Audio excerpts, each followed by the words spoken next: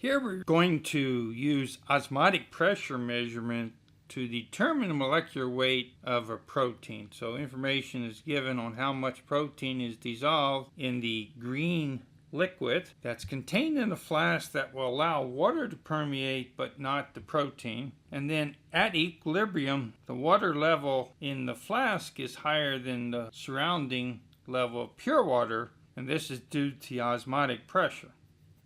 And so we want to use that information to determine the molecular weight of the protein. And so the way we're going to do that is we're going to use the equation for osmotic pressure. So pi osmotic pressure.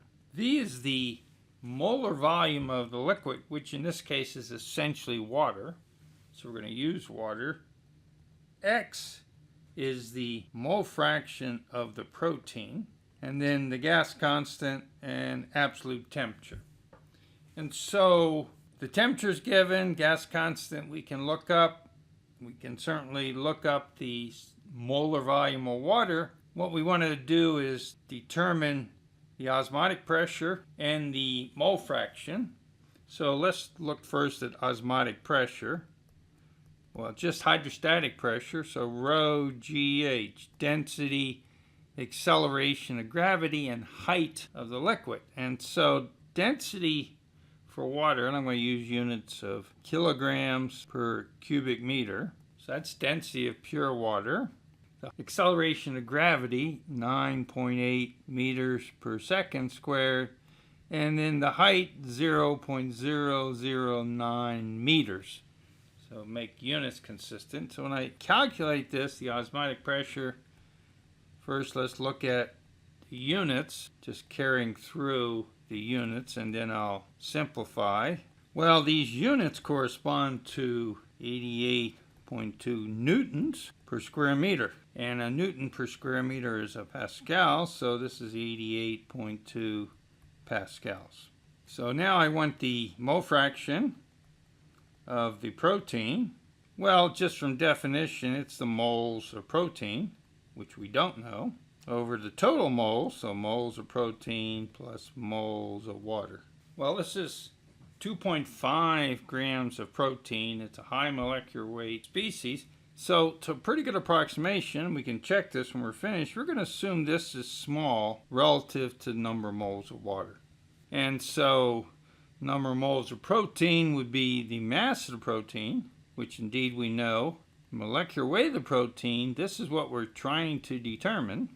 The denominator would be the mass of water divided by the molecular weight of water. Of course, we know both of those. So let me pause and substitute numbers. The 2.5 grams is what we're given in the problem statement. 601 grams, we had 600 cubic centimeters of solution and one more permeate through to get the equilibrium, so that's a pretty good approximation. That's 601 grams of water. Molecular weight is 18. And so now we have X, the mole fraction of protein in terms of molecular weight. Okay, so what we're going to do is use the osmotic pressure to calculate the mole fraction of protein, since it's given in terms of values that we now know, and then set that equal to the mole fraction of protein that we calculate in terms of the molecular weight of the protein. So I'm going to pause and substitute the numbers in to the osmotic pressure equation. Substitute in the values, and notice for the molar volume of water, I put in cubic meters per mole, so I've written down here how I got that number. When I do the multiplication, this becomes 6,517 times 10 to the minus 7. And there's no units, of course. And that's equal to 0.0749 over the molecular weight of the protein. So it means we can solve this for the molecular weight of the protein, and to three significant figures, I get 115,000 grams per mole.